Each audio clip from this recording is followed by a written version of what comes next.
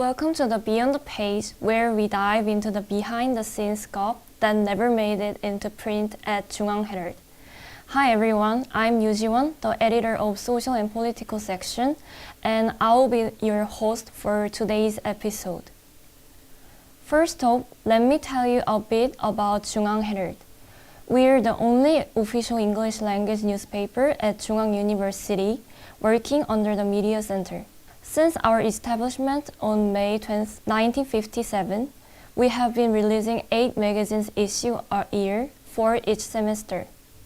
Today, as we kick off our CAU TV venture, we are taking things a step further. Beyond the Page isn't just about the printed word. It's about sharing the personal stories behind the stories, from the behind-the-scenes moment of our reporting to the more personal insights of reporters. We have got 3 exciting segments lined up for you, each filled with intriguing episodes from our reporters. So sit back, relax, and enjoy the show. Now, let's start with our first segment. The title of this segment is The Two Sides. We will present the contents of Controversial Issues article, which explores both sides of the debate currently stringing societal interest in our magazine. Please join me in welcoming Park Ga-young from the 중앙헤럴드. Hello. Hello, I am Park Ga-young, social and political reporter from CAH. Welcome. What was the theme of the March issues of Controversial Issues? It was about the government should classify gaming addiction as a disease. Oh, sounds interesting. Is there any particular reason why this topic is relevant right now? I'm curious about what prompted us to cover it. The debate over whether gaming addiction should be classified as a disease has intensified in Korea since the WHO included gaming addiction in the International Classification of Diseases in 2019. Discussions have emerged on whether to adopt this classification domestically. While Korea has not officially recognized gaming addiction as a disease, the controversy is growing ahead of the 2026 review of the Korean Standard Classification of Diseases. Supporters argue that safeguards are needed in the digital age and that a legal framework for treatment should be established. Opponents, however, claim that such classification could harm the gaming industry and unfairly stigmatize gaming as a cultural activity. Then, what are the arguments in favor of classifying gaming addictions as a separate disease code? The arguments in favor of classifying gaming addiction as a disease can be summarized into 3 main points. First, there is a need for safeguards in the digital addiction area. Current regulations are insufficient, and existing measures like the shutdown system have proven ineffective. Recognizing gaming addiction as a disease could serve as an institutional mechanism to promote healthy digital usage. Second, it would improve access to medical support and treatment. Since gaming addiction is not officially recognized as a disease, treatment costs are high and insurance coverage is limited. With an official classification, a structured treatment system could be established, and public awareness of gaming addiction as a health issue would improve. Lastly, proponents empathize that this classification does not label games themselves as harmful. Gaming addiction is not simply excessive gameplay, but an inability to stop despite negative consequences in daily life. Therefore, the goal of disease classification is to prevent excessive gaming, not to regulate ordinary gaming behavior. It seems like this approach could provide assistance for more effectively treating game addiction. So, what do the opponents say? Opponents argue that classifying gaming addiction as a disease would negatively impact the gaming industry and its cultural value. First, they highlight the significant economic consequences. The gaming industry accounts for 67% of Korea's content exports, and recognizing gaming addiction as a disease could hinder market growth. According to the Korea Creative Content Agency, the classification could lead to 60% decline in overseas sales over 3 years, resulting in an estimated loss of 6 trillion won. Second, there is a concern about the potential for negative stigma against gaming. Unlike films or music, which do not face specific regulations on excessive consumption, only gaming is being labeled as addictive, raising concerns about fairness. Additionally, this classification may violate the Constitutional Court's principle of impartiality, creating ambiguity in government intervention in cultural industries. Therefore, opponents argue that the solution to gaming addiction should focus on promoting a healthy gaming culture and prevention through education rather than a medical reproach. The success of the gaming industry is also an important consideration. What is the opinion of CU students on this topic? A survey conducted among Chungang University students found that 65% supported and 32% opposed classifying gaming addiction as a disease. Among supporters, 62% cited the need for safeguards in the digital addiction area as the main reason. They argue that the current lack of clear regulations on gaming addiction in Korea makes disease classification an effective means of prevention and treatment. Opponents equally supported concerns about the impact on the gaming industry and negative stigma. They warned that disease classification could hinder the gaming industry's growth and create unfair stigma. It appears that students believe that implementing safeguards for gaming addiction is more important, although survey results also show concerns about potential negative effect on the gaming industry. Now, last question. What discussions are currently taking place regarding this issue? In Korea, the debate over classifying gaming addiction as a disease has led to the formation of a public-private council, including government agencies. To assess its impact, Statistics Korea will decide on this inclusion in the Korean Standard Classification of Diseases by 2030, ensuring sufficient decision. Authorities aim to balance public health concerns with economic and social factors as a gaming key industry. Some argue classification could promote digital well-being, while others fear economic setbacks. The ultimate goal is to create policies that ensure the health development of society while considering all stakeholders. Thank you. We have now heard a detailed discussion on whether gaming addiction should be classified as a separate disease code. Thank you. Yes, thank you. Now let's move on to our second segment, Herald Deep Dive, where we discover a new story. In Herald Deep Dive, we select one of the articles featured in our magazine for a deep discussion, diving further into its details. In this episode, we will focus on the reporter's pick article, which reflects the reporter's personal interests. Please welcome Lee Ji-soo from the 중앙헤럴드. Hello. Hello, I'm 71st News reporter Lee Ji-soo. Nice to meet you. Would you introduce your article briefly? Yeah, of course. The title of this edition of Reporter Picks is the Endless Challenge Toward MLB. As the title suggests, this article will introduce 4 Korean Major League players who have elevated Korean status on the global stage in MLB.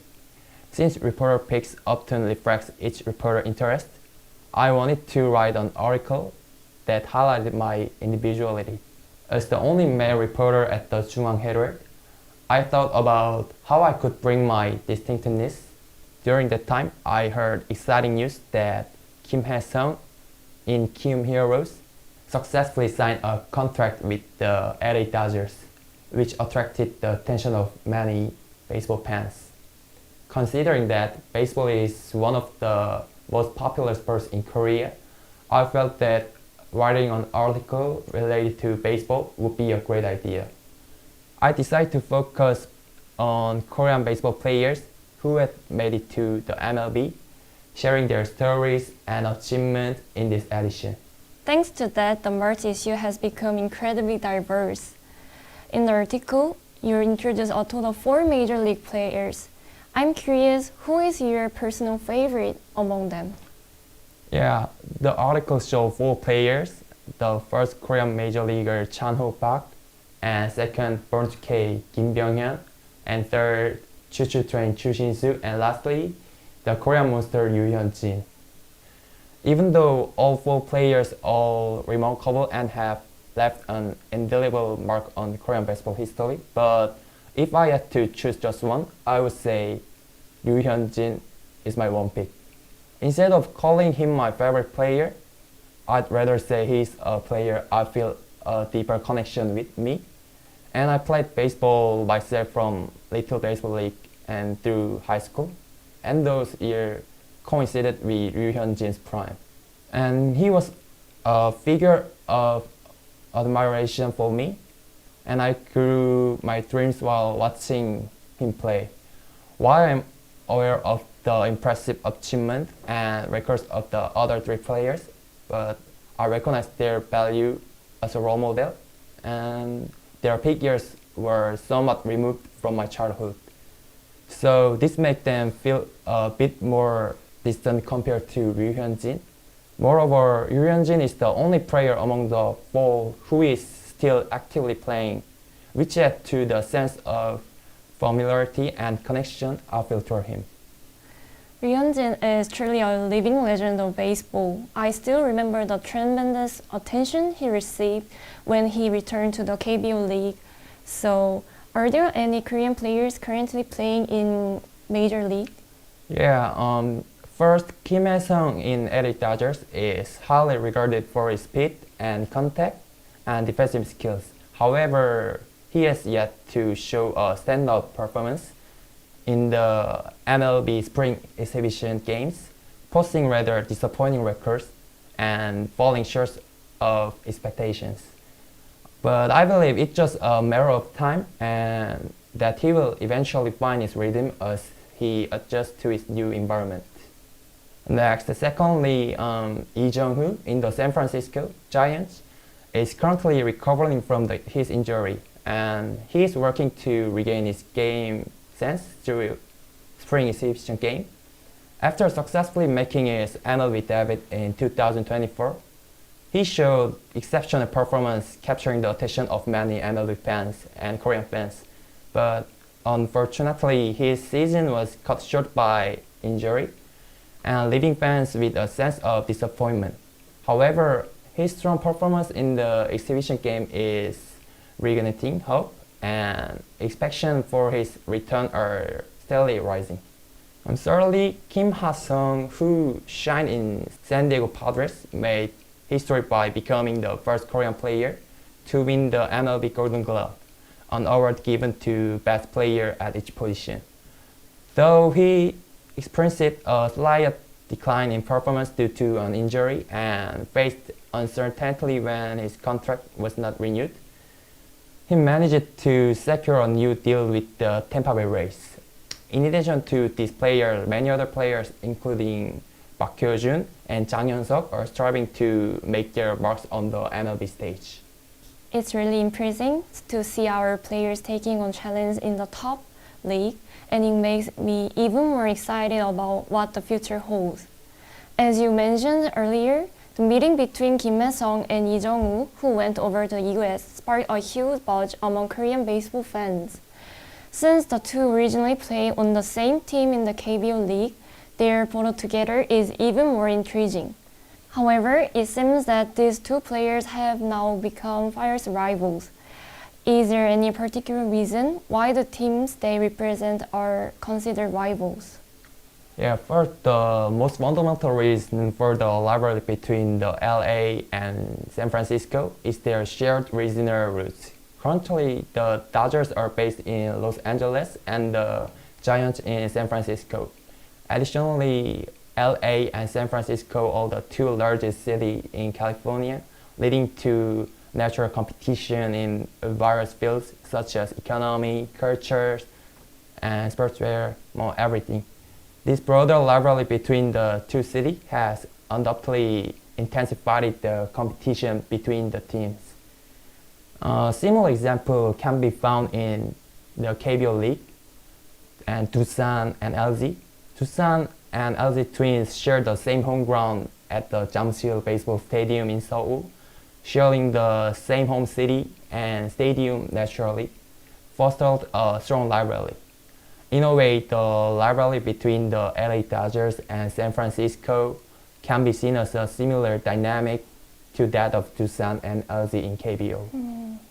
I see. Your comparison to Korean baseball teams really makes it easier to understand. Now, I have one final question for you. As you mentioned before, you also played baseball during your school days. How did you feel while writing this article?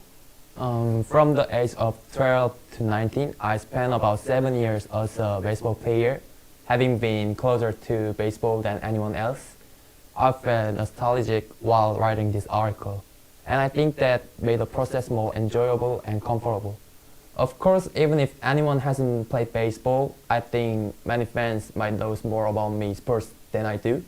However, while most people experience baseball from a fan's perspective, I have had a unique opportunity to see the game both as a player and fan. This dual perspective gives me a distinct advantage when writing baseball-related articles or engaging in any baseball-related work in the future. With spring approaching, the highly anticipated baseball season is just around the corner. I hope more fans can enjoy the excitement of baseball this year, and for those who may not be familiar with the sports, I encourage you to catch a game or visit a stadium in this season. You might just find yourself captivated by the charm of the baseball. Your passion for baseball truly shines through. As someone who enjoys the sports, I'm excited about the upcoming games, and I hope more people come to embrace baseball. Thank you for sharing such an engaging story. Yeah, thank you. We have reached our final segment. This last segment is called the C Vibe, with the C standing for culture. As the name suggests, it's a segment in a 중앙헤럴드 magazine that conveys cultural trends and experience. It's especially recommended for those eager to experience the unique facts of Korean culture, particularly exchange students. Today, we're introducing CH on Feed, where our reporters head out into the field to cover stories firsthand. Please welcome Yang Da-won from 중앙헤럴드. Hello.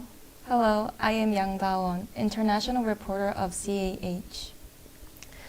I'm curious about both the content of the CH on Feed report and the reason behind covering it. This March, our focus for CAH on Feed was a visit to the art and cultural space, Blank Space. With the start of the new semester, we wanted to search for a space for CAU students who are often overwhelmed with their busy lives to regain some mental tranquility. In our search for activities that promote healing and allow for personal reflection, we discovered the concept of a drawing cafe. Inso reporter and my goal was to find a way to fill the emotional gaps created by our hectic routines. The theme of Blank Space perfectly aligned with our mission. We aim to explore how art can serve as means of relaxation and self-expression, offering students a chance to unwind and recharge.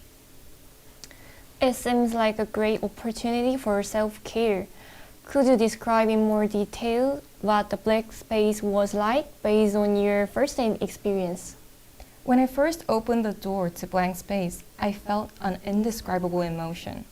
The atmosphere was so perfect that it reminded me of the saying, the humidity, temperature, and lighting were all just right.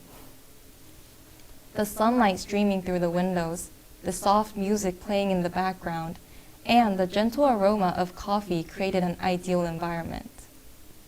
After a brief explanation, Eun-seol and I began drawing our chosen pictures. I had never realized art could be so peaceful.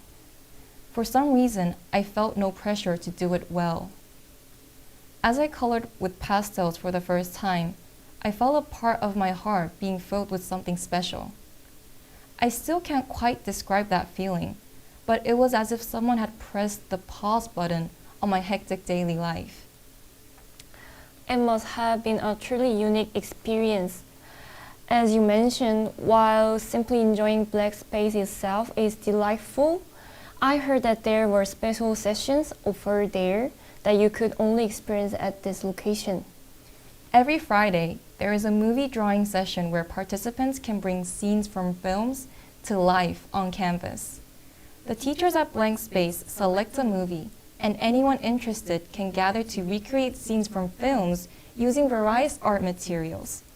Even if you feel trapped by the stereotype of not being able to draw well, the supportive environment created by the teachers and fellow participants allows you to break free from that pressure.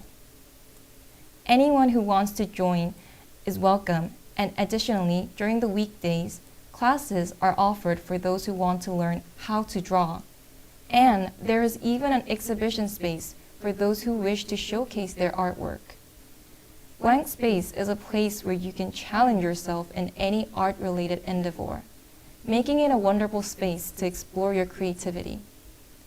I highly recommend visiting at least once if you have ever had an interest in arts or drawing. Wow, if I ever get the chance, I would love to try it out too. So, what program did our CAH reporters experience? I would love to hear your personal experience. What INSO reporter and I experienced was a drawing session using oil pastels. At Blank Space, you can choose your own materials and create any artwork you desire. I wanted to capture a scene from one of my favorite movies, Wallace and Gromit, so I decided to draw it with oil pastels. Since I had never used this material before, it felt a bit unfamiliar at first. However, with the continuous support from the teachers at Blank Space, I shifted my mindset from feeling the pressure to do it well to simply expressing my thoughts freely. This change in perspective made drawing surprisingly easy and enjoyable. I was particularly fascinated by the texture of oil pastels as they touched the paper and how they mixed to create new colors. It was an exciting experience to see how different shades blended together. After this session, I found myself wanting to return to Blank Space with INSO to try watercolor painting next. Well, I'm sure you have personal reflections from your time at Blank Space. I'm also curious about the stories from the people who operate this space. We even had the opportunity to speak with the manager of Blank Space. During the interview, one of the questions was how they came up with the idea to simultaneously operate an atelier, cafe, and exhibition space. The teacher at Blank Space answered, "We wanted to save only the best elements of existing drawing cafes without their limitations." Many of them are managed by people who did not major in art and lack structured guides for drawing. Our place provides detailed instructions and templates we continuously update. From the teacher's response, I realized that Blank Space truly aims to create art for everyone. The idea of creating an art space that everyone can enjoy and learn from seemed like something I had only heard in lofty statements. But the fact that the teachers at Blank Space have actually achieved this is truly impressive. That conversation really showcased the genuine dedication of those who want to create a space that remains beloved by its visitors. Thank you for introducing us to a venue that promised to be a heaven for CAU members. Thank you. Listening to stories beyond the page of 중앙헤럴드 magazine, the final segment of the Beyond the Page has come to a close. If you have more interest in our magazine, please check out our physical magazines around the campus. You can find on the first floor of Building 309 and in front of the office 중앙헤럴드, as well as on the first basement level and the 6th floor of the law school building, the first floor of Bobster Hall, the Central Library, the R&D Center, the College of Natural Science, the Student Union Hall, and the 4th floor of 톺아보기가 Hall. It was UG1 from 중앙헤럴드. Thank you.